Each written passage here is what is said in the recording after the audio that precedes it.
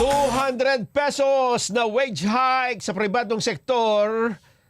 Ayun, problema. Hindi ho Yun lang. lulusot. Yan ang sinasabi natin. Git ho ng mga senador, hindi ho kasi ipinapasa ng kongresista ang kopya. Nag-pass kayo ng bill, ayaw niyong ibigay sa Senado. Nako! Wala akong kopya ng pinagtibay na panukala para maisa lang sana sa BICAM. Bukod dito, hindi rin ito isinama sa priority bills na inaprubahan ng LEDAC. Nako, patay na. Mian Corbera, detalye. Namimiligrong hindi na lumusot ang panukalang legislated wage increase para sa mga manggagawa sa pribadong sektor. Yan ay dahil hindi pa ipinapasa ng mga kongresista sa Senado ang kopya ng kanilang pinagtibay na panukalang batas para sa ₱200 na aumento sa sahod ng mga manggagawa. Ayon kay Senador Joel Villanueva na chairman ng Senate Committee on Labor, hindi pa nila nakikita ang detalye ng ipinasang panukalang batas ng Kamara para maisalang sana sa Bicameral Conference Committee.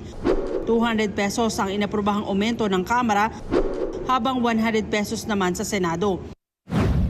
Na kung talagang seryoso sila dun sa ipinasa na 200 wage increase, padala naman po nila dito.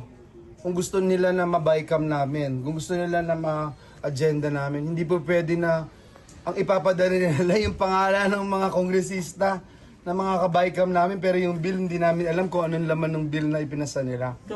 May mga nag-rally sa labas calling this and that for the ₱200 wage increase. Pero wala pa kaming nare-receive na formal communication from the House regarding the bill that they passed. Binanata ni Villanueva ang mga kongresista dahil tila naging ugali nilang ipasa sa Senado ang sisi dahil last session day ipinapasa ang mga panukala. Paano ani ito aaksyonan ng Senado ngayong marami silang nakapending na trabaho? Tomorrow may CA. Membro ako, membro karamihan ng Senado.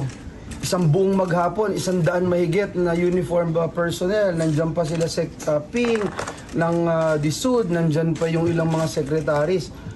Ano ba? Ano yung basis ng ₱200? Yung ₱100 na pinasa namin dito, ang daming exemption sa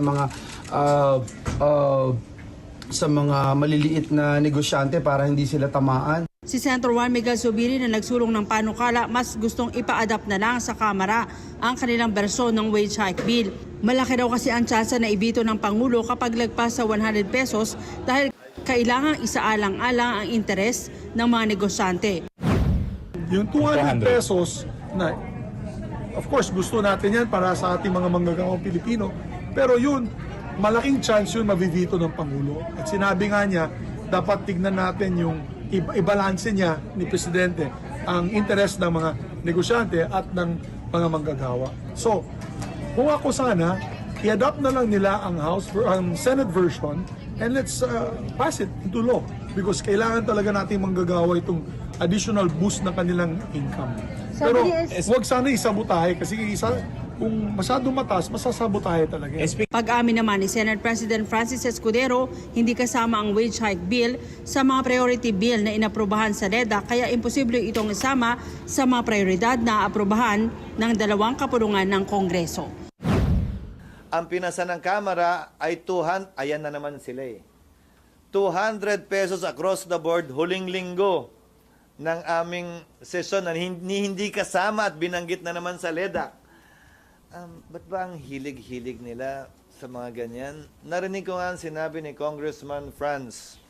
Sabi niya, gumaganti raw ako, kaya last day ko final, dahil last day din nila final sa Senado yung impeachment. Alam mo, ang isda nahuhuli sa bibig Kung sinadya nilang i-file yung impeachment sa last day namin, pues hindi ko sinasadyang gawin ito.